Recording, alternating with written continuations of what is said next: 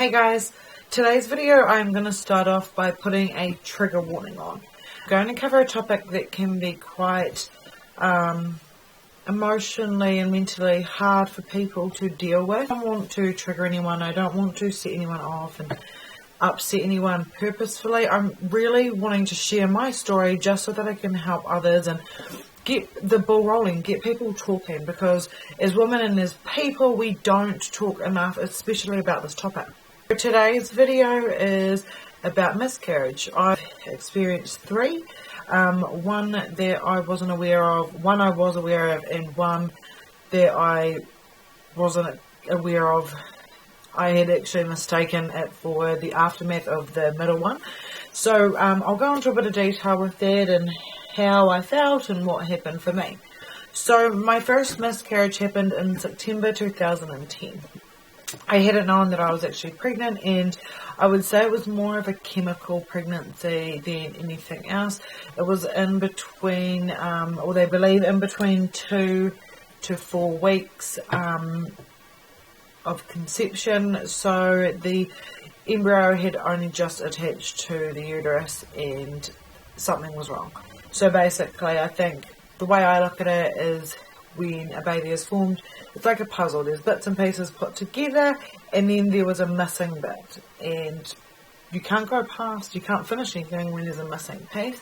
So what happened was my body rejected the pregnancy. The only benefit that I find from this is the fact that I didn't know, but I didn't have time to get attached to that baby, which is not the best thing, but it's also the better part of the situation. It meant that I wasn't heartbroken from knowing that I was pregnant and losing the baby. My next pregnancy was September 2012.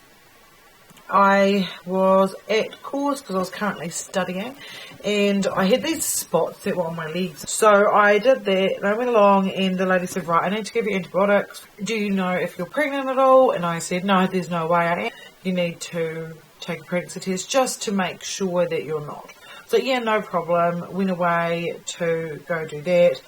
Thankfully my partner had come with me, and anyway I come back, passed her the sample, and she turned around and said, I'm just going to put it on. It can take anywhere between 30 seconds to 3 minutes. We'll usually wait 3 minutes just to be sure.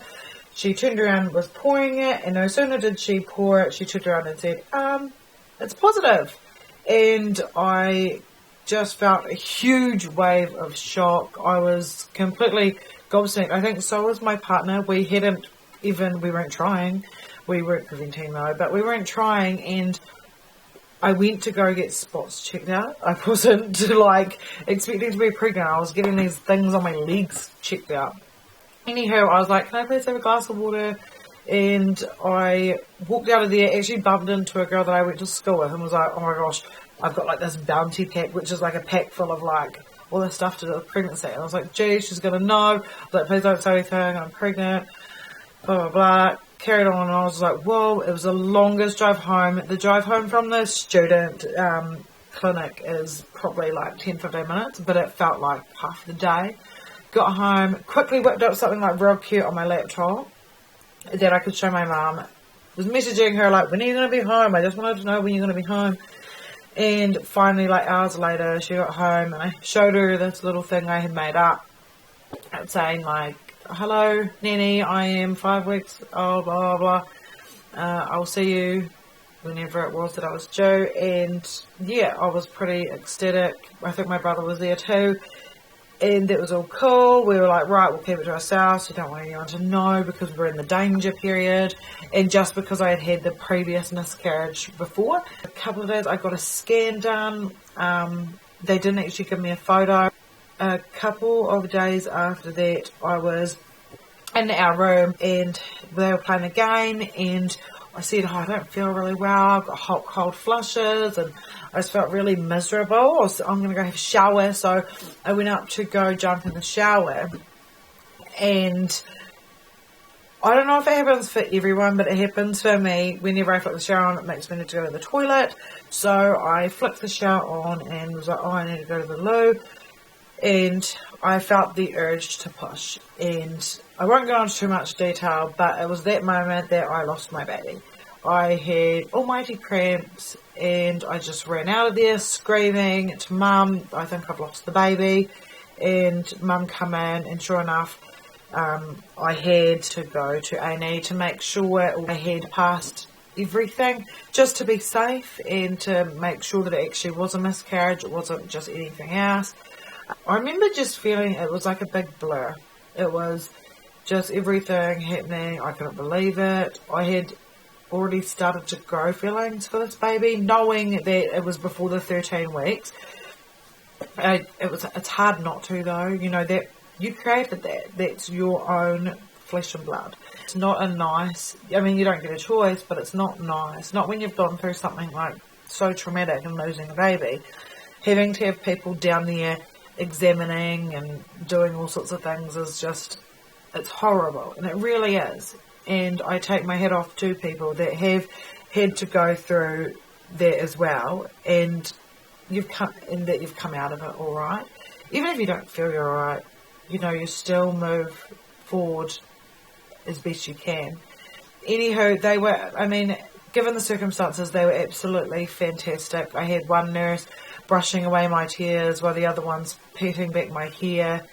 They were talking to me the whole way through the procedure and explaining to me what was going on, and then the next steps and what would happen and how to keep myself clear from infection or anything like that.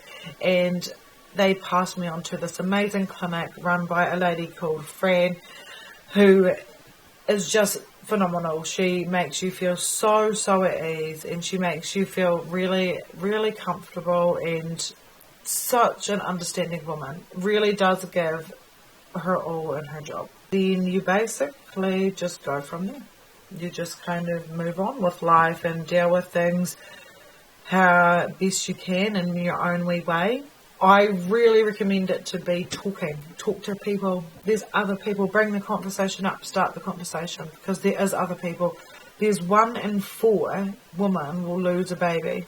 1 in 4, and that's only once. I mean, I lost 3, so there's plenty of people that lose 1, none, or lose 10. It's just so common. So get the conversation started.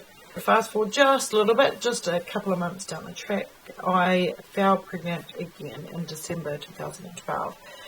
This time I hadn't actually realised I was pregnant. I was at work and having horrible cramps. I was on the checkouts. I remember like squatting down and like bearing my belly and holding my tummy and thinking, gosh, I'm rubbing my back. I'm so sore. My back is killing me. And I thought, I can't do this anymore. I had to go to my supervisor, and I just quickly explained to her, you know, I'd had miscarriage a couple of months ago, and I believe this is my cycle afterwards.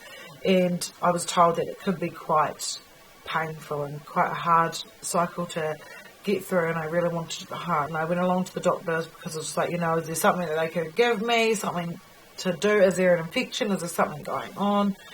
To which they did a pregnancy test to make sure, like previous, that any antibiotics they gave me wasn't going to affect the pregnancy if I was pregnant.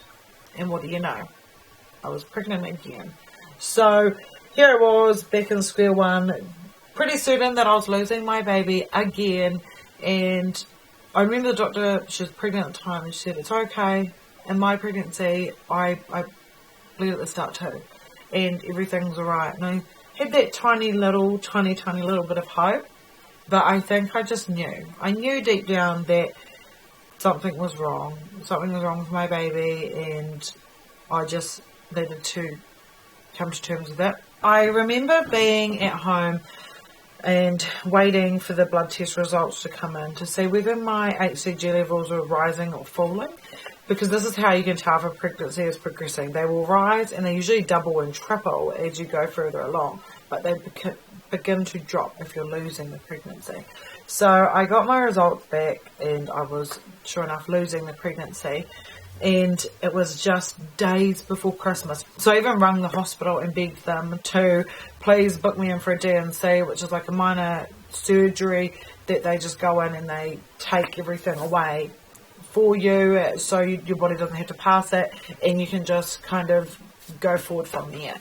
I begged them to please book me in ASAP because I just really wanted to get this done. And then I think I ended up not needing to. I'm pretty sure my body sorted itself out. Then I am happy to say that the following year, about 7 months later, I fell pregnant with what shall be as my rainbow baby, my daughter. I fell pregnant with her and that pregnancy went through. So it was a successful pregnancy, and as you'll know, I also have my son.